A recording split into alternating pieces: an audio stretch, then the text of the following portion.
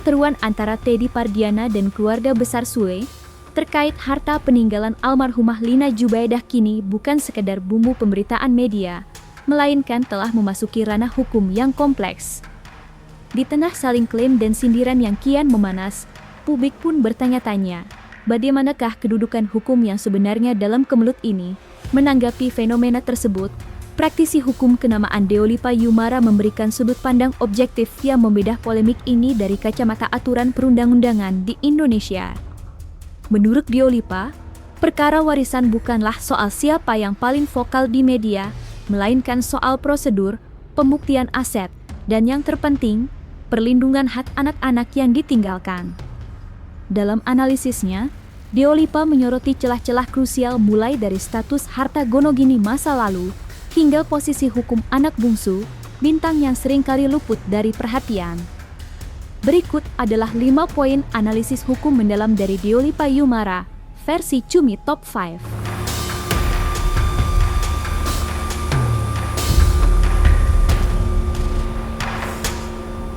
Polemik perebutan harta warisan mendiang Lina Jubaidah antara Teddy Pardiana dan pihak keluarga Sule kini menemui titik terang dari sisi regulasi.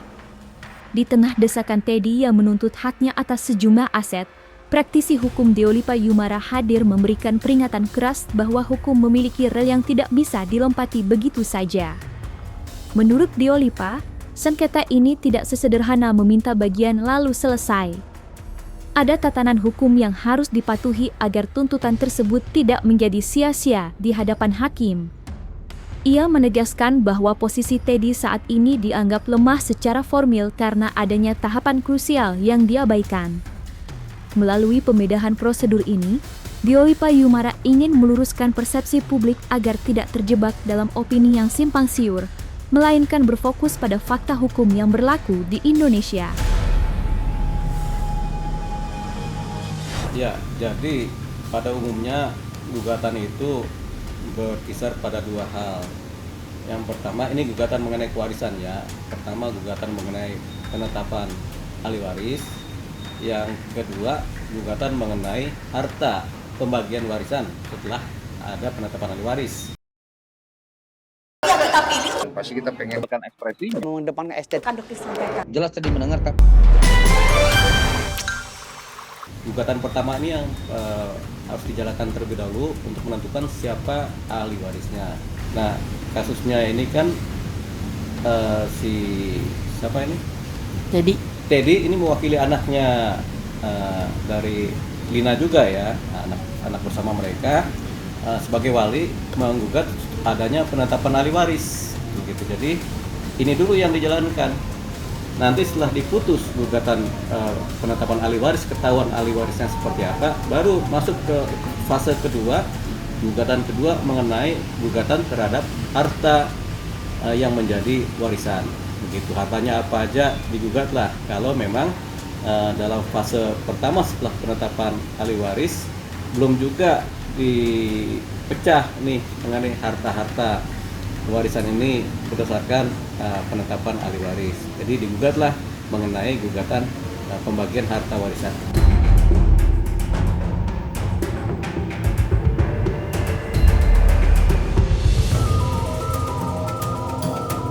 Di tengah kemelut panjang yang menyelimuti harta peninggalan almarhumah Lina Jubaidah, satu pertanyaan besar terus menyeruak, siapa yang sebenarnya paling berhak atas aset-aset tersebut?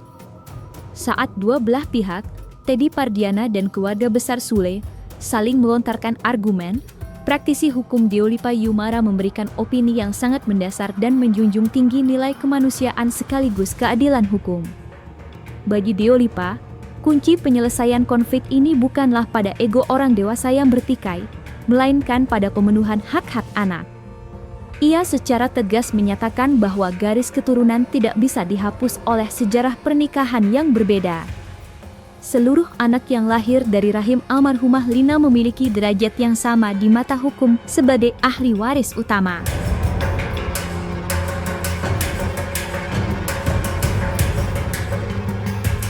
Oh iya, jadi dari harta bersama yang sudah dipisah tadi, itu kan dipegang oleh suami sendiri, istri sendiri. Nah, mereka ini kalau ada apa-apa atau meninggal dunia, ahli warisnya adalah anak-anak mereka, anak-anak yang sah begitu. Jadi ketika si istrinya misalnya Lina ini meninggal dunia, tentunya anak-anak dia yang sah siapa aja itulah yang mendapatkan hak sebagai ahli waris terhadap harta yang ditinggalkannya. Jadi kita mulai dari risalah awal bagaimana Sule dengan Lina bercerai.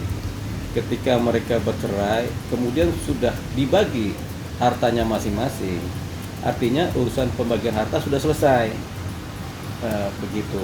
Ini kan bisa dibuktikan dengan si Lina sudah menerima uang 10 miliar. Kemudian si Lina juga sudah mendapatkan kos-kosan buat hidup. Berarti kan harta ini sebenarnya sudah dibagi. Hartanya Sule sudah terpisah, hartanya Lina sudah terpisah. Begitu. Jadi nggak ada lagi hartanya Sule ini yang harus dibagi kepada si Bintang. Begitu. Sudah hartanya Sule ya hartanya Sule dengan anak-anaknya. Hartanya Lina inilah yang kemudian harus dibagi antara anaknya Lina yang baru, si Bintang, dengan 4 anak yang dari Sule. Jadi total 5. Jadi kalau Lina karena dia sudah meninggal dunia, berarti harta yang sudah dia dapat dari harta bersama itu harus dibagi ke 5 anak. Begitu.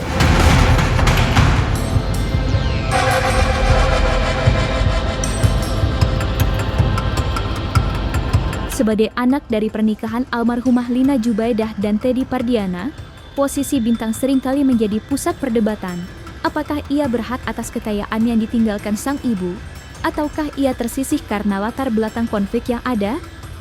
Menanggapi hal ini, praktisi hukum Deolipa Yumara tampil dengan opini yang lugas dan berlandaskan keadilan hukum yang murni. Bagi Deolipa, keberadaan Bintang sebagai ahli waris bukanlah sebuah pilihan atau kompromi, melainkan sebuah kepastian hukum yang mutlak.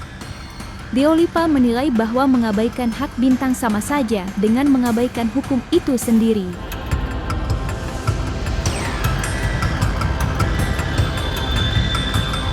Jadi Lina punya anak lagi satu dengan pernikahan yang baru setelah dia bercerai dengan Sule.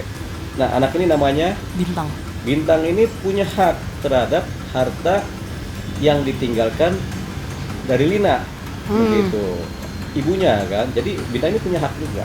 Jadi kalau ada 10 miliar termasuk kos-kosan, si Bintang ini anaknya Lina dari perkawinan yang terbaru itu punya hak juga sebagai hak mewaris atau sebagai ahli waris. Dia salah satu ahli waris juga. Jadi semua anaknya Lina, baik dari suami pertama maupun dari suami kedua yang adalah anak sah, itu mendapatkan hak sebagai ahli waris. Oke. Jadi kalau di anaknya Lina dengan Sule ada berapa? Ada 4. 4. Sama Lina dengan Teddy, anaknya Ya, 1. Nah, jadi kan ada 5. 5-5-nya ini mendapatkan sebagai ahli waris dari harta yang dipegang oleh Lina semasa dia hidup ya.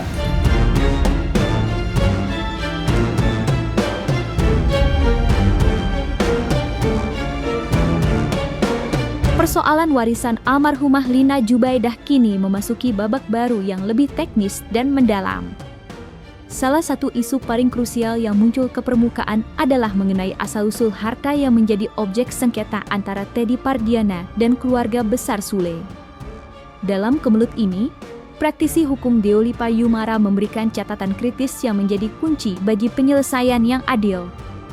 Deolipa beropini bahwa sebelum bicara soal porsi yang akan diterima oleh Bintang, ada langkah hukum besar yang tidak boleh dilewati, menelisik kembali status harta gonogini. Menurutnya, publik dan para pihak yang bertikai harus memahami bahwa sebagian besar aset yang ditinggalkan merupakan hasil dari pernikahan panjang antara Lina dan Sule. Melalui analisis ini, Deolipa Yumara mengingatkan bahwa keadilan bagi Bintang hanya bisa terwujud jika status kepemilikan harta tersebut sudah jelas.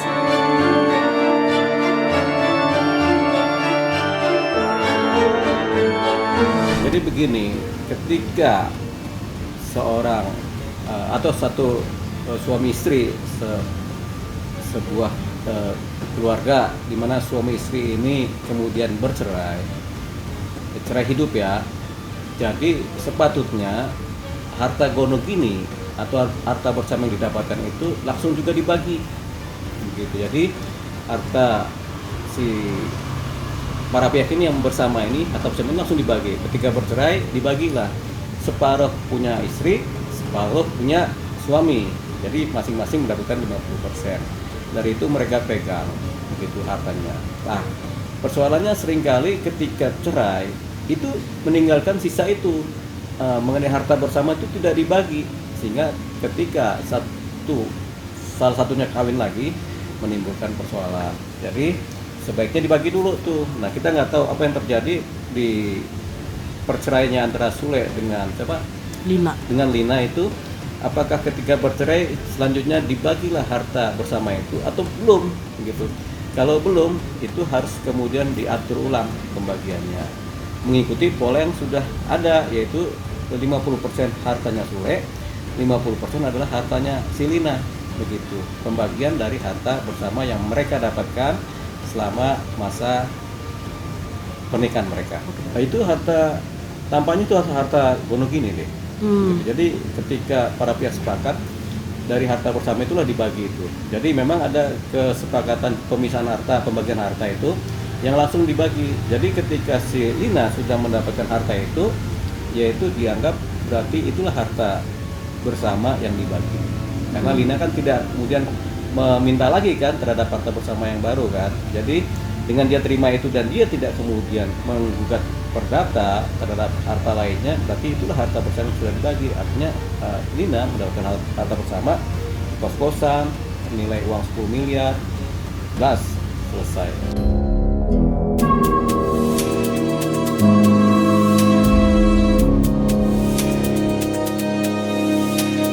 Deolipa beropini bahwa hukum bukanlah satu-satunya jalan keluar dan mungkin bukan jalan terbaik untuk kasus sensitif ini. Ia secara konsisten mendorong agar polemik warisan ini diselesaikan secara kekeluargaan. Menurutnya, setiap detik yang dihabiskan untuk bertikai di pengadilan hanya akan memperlebar jurang pemisah antara anak-anak kandung almarhumah. Melalui narasi ini, Deolipa Yumara mengajak kedua belah pihak untuk menurunkan ego dan duduk bersama. Baginya, menyelesaikan masalah di ruang tamu jauh lebih mulia daripada membiarkan urusan darah daging diputuskan oleh palu hakim yang kaku.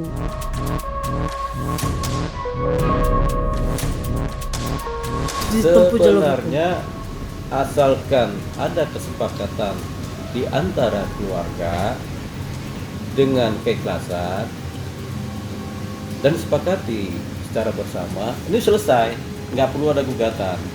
Tapi kadang-kadang kalau ada perselisihan, mau nggak mau hukum yang berjalan gitu. Nah, kalau disepakati ke keluarga, ya bisa. Jadi ada dua dalam hukum ini yang bisa menyelesaikan persoalan kewarisan. Pertama adalah berdasarkan hukum perdata, baik perdata biasa maupun perdata Islam, atau melakukan penyelesaian masalah kewarisan ini melalui jalur mufakat keluarga.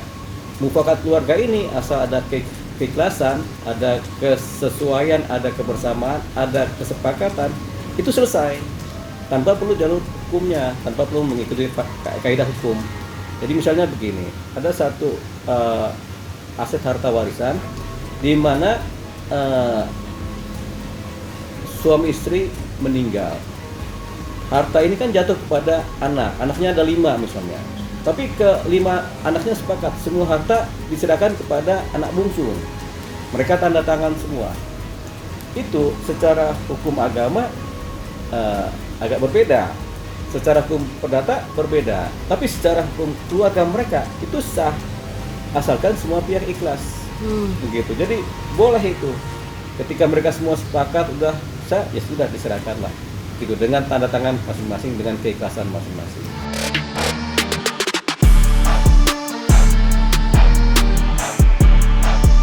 Dan jangan lupa untuk like, subscribe dan juga share channel YouTube Cumi Cumi.